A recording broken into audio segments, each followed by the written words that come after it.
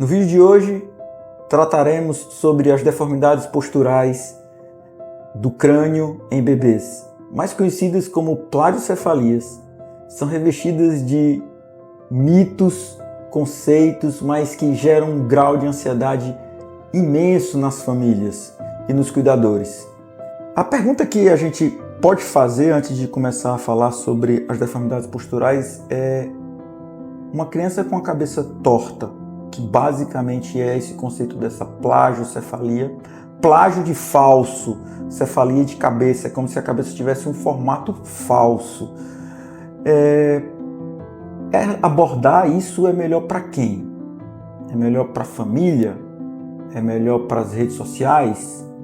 É melhor para os profissionais de saúde que prescrevem as órteses, as técnicas, os capacetes? Separaremos agora, e é importante a gente, como da neurocirurgia infantil, tem separado bem esses conceitos, porque a gente diminui o peso de algo que precisa ser diminuído. Quando falarmos de plagiocefalia, falaremos de cranioestenose. Cranioestenose é um defeito de formação do crânio. O tratamento sempre será cirúrgico. Não existe capacete para plagiocefalia verdadeira. Falaremos de deformidade craniana. Deformidade craniana no bebê, nós temos dois tipos.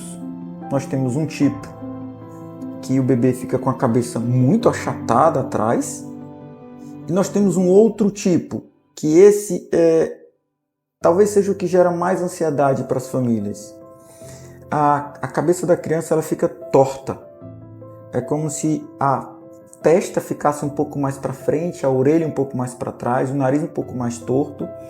E eu vou explicar para as famílias como identificar, como saber o que fazer de melhor e entender se nós estamos falando ou não de uma deformidade postural ou de uma cranioestenose com um nível de acerto muito maior do que 80%.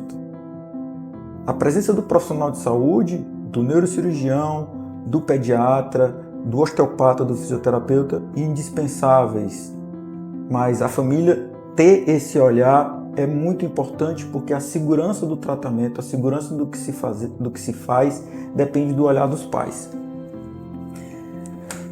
Funciona assim: dois tipos. A deformidade postural unilateral, mais conhecida como plagiocefalia, ela tem uma população que ela acontece mais. São os prematuros, são os meninos, são os bebês com as cabeças grandes, além do normal, e são os bebês que são muito tranquilos. São os primeiros filhos, são os que ficaram mais em ambiente de UTI neonatal. Esses são os principais fatores de risco. Começamos a prestar mais atenção nas deformidades posturais há mais ou menos uns 30 anos da década de 90, quando a Sociedade Americana de Pediatria ela foi lançado um trabalho que orientava que todo bebê deveria dormir com a barriga para cima. Então, ele dorme com a barriga para cima. Ao dormir com a barriga para cima, ele vai adquirir 3 posições. Ou ele vai dormir assim, ou ele vai dormir com a cabeça assim, ou ele vai dormir com a cabeça assim.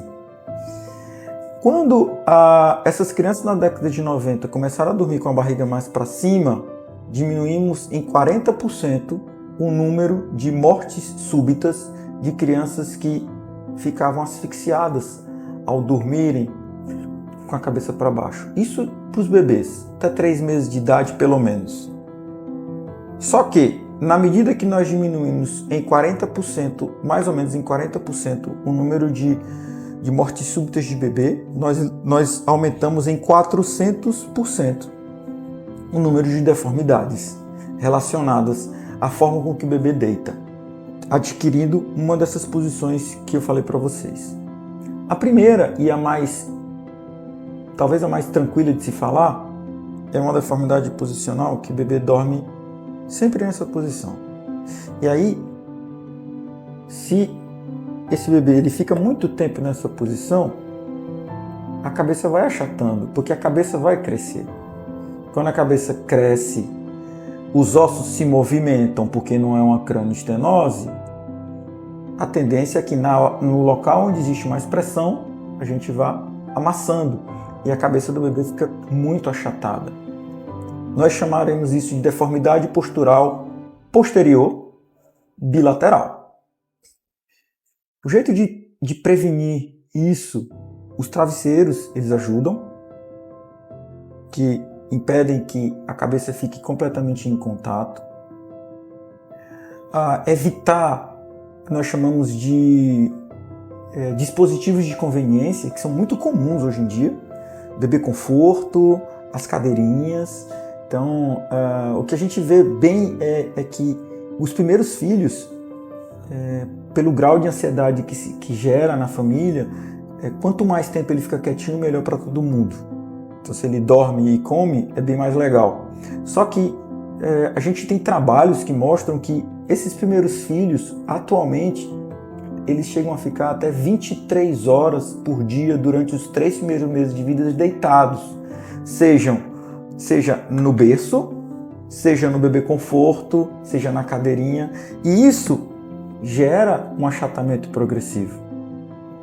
Então nós aprendemos nessa hora que os travesseiros na hora de dormir, que impedem, que protegem essa região, e ficar o menos tempo possível com essas crianças nesses dispositivos de conveniência, eles estão associados a uma diminuição do risco de desenvolvimento das deformidades posicionais posteriores bilaterais.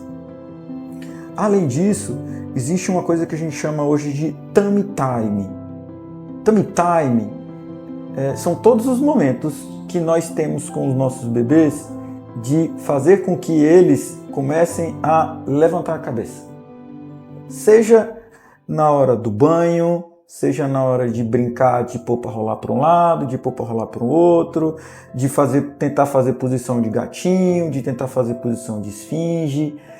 Todos esses momentos que são momentos de brincadeira e que nós movimentamos essa criança para um lado e para o outro, são momentos que protegem a criança e elas ajudam na prevenção das deformidades posturais bilaterais. Então chegamos ao conceito, como prevenir, quem são os pacientes, quem são as crianças com mais fatores de risco e quais são as medidas que podem ser feitas. Tá? Uma vez que se segue esse panorama, a necessidade de capacete para essas crianças ela é extremamente baixa. Diria que nas deformidades posteriores bilaterais, se a criança é identificada cedo, se os pais têm a noção e os cuidadores têm a noção do que deve ser feito, a chance de usar capacete aproxima-se de 0. Porque tudo depende da forma com que nós lidamos com o crescimento craniano e que esse crânio ele precisa crescer. Ele vai crescer muito mais nessa idade do que em outras. Nesse momento, eu vou desfazer um conceito que é, através desse conceito, que muitas famílias se veem numa situação de não saber o que se faz quando um profissional diz que ou põe um capacete no bebê ou quando tiver com 5 anos, 6 anos, 7 anos, vai ter atraso na escola, não vai conseguir se desenvolver direito, vai ter atraso na linguagem, vai ter problema ortodôntico, não vai conseguir enxergar direito, porque vai estar com uma assimetria da visão. Isso não é verdade. O capacete ele não garante isso. Para 95% das crianças que têm deformidades posturais, se eu acompanho essas crianças, se eu diagnostico elas na mesma época, quando eu chego aos 2 anos de idade, as dimensões estão muito parecidas. Do grupo que usou capacete e do grupo que não usou capacete. O que o capacete faz, nesses 95% dos casos, é moldar esse crânio de forma mais rápida. Às custas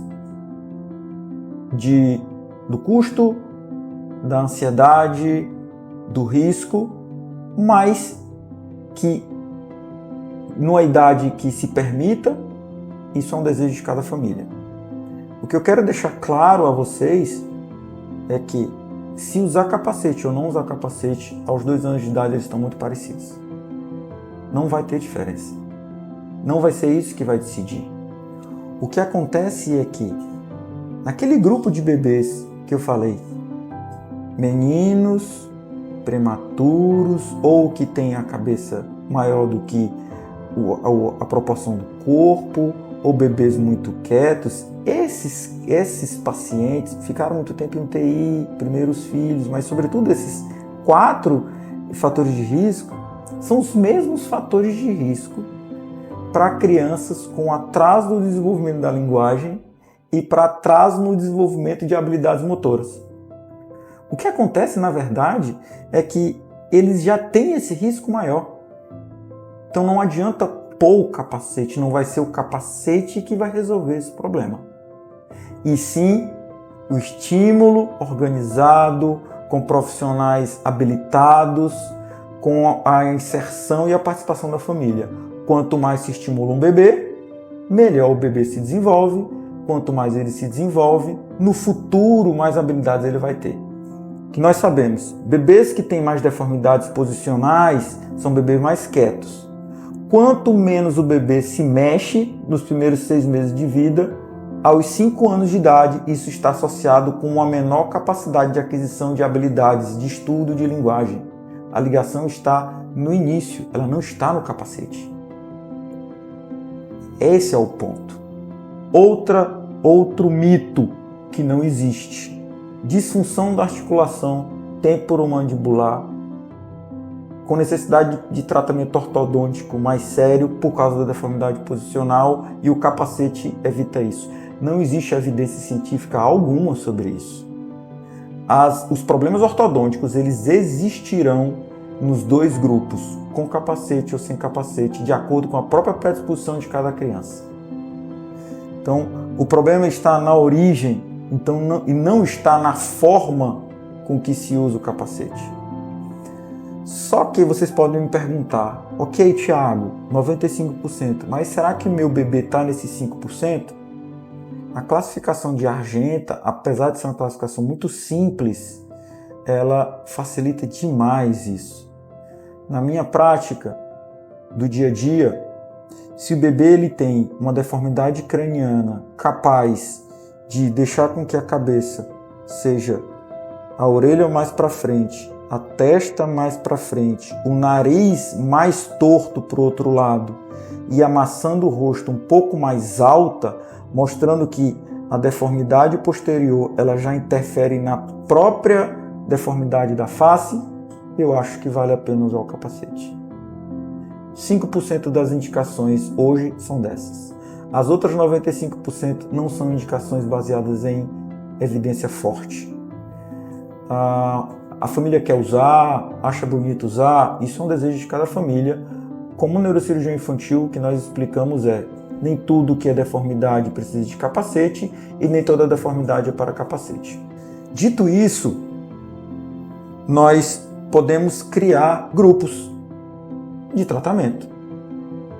Primeiro, os pais, eles devem olhar os seus bebês. E é uma dica que eu dou, que é interessante que no consultório eles ficam às vezes surpresos com isso, mas olhe o bebê de longe.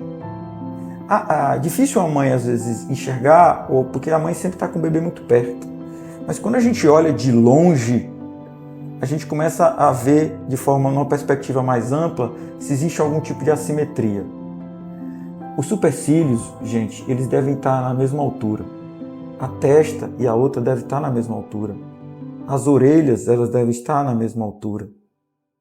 Se não estão na mesma altura, pode significar ou uma deformidade posicional ou uma cranioestenose.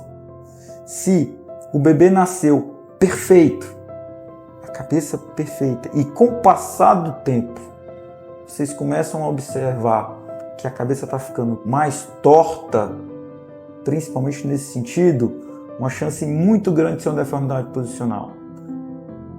Olhem, fica muito tempo com o bebê conforto, dorme muito, mexe pouco, mama e dorme, a cabeça está ficando cada vez mais torta, a testa está aumentando, o nariz está ficando um pouco mais dobrado, muita chance de ser uma deformidade posicional. Cabeça está muito achatada para trás, muita chance de ter deformidade posicional. O que fazer? Avaliação com um pediatra que entenda do assunto, um osteopata, um fisioterapeuta que saiba manejar e discutir com o neurocirurgião infantil a possibilidade ou não de um capacete. As indicações de capacete elas são muito restritas e a minha opinião é que elas devem ser discutidas com um neurocirurgião que entende do assunto. É claro que ninguém quer que seu filho fique com o rosto torto, porque ter um rosto torto no futuro pode ser causa de bullying. Causa de bullying faz com que a criança fique mais isolada. Quanto mais isolada, menor a capacidade de inteligência, mais ela se esconde e menos coisas ela faz. Isso está associado com a diminuição da inteligência. Mas daí a se prescrever as órteses e os capacetes de forma indiscriminada para toda a cabeça torta, não tem essa necessidade. Até porque as assimetrias nossas, elas fazem parte da nossa própria natureza. Tá? Sigam com a gente, passem esse vídeo para as pessoas que vocês conhecem, difundam essa mensagem. Quanto mais cedo pudermos diagnosticar as deformidades posturais nas crianças, melhor será o resultado, melhor será o tratamento e assim poderemos proteger, poderemos ajudar e fazer cada vez mais pelas crianças das nossas vidas. Até a próxima!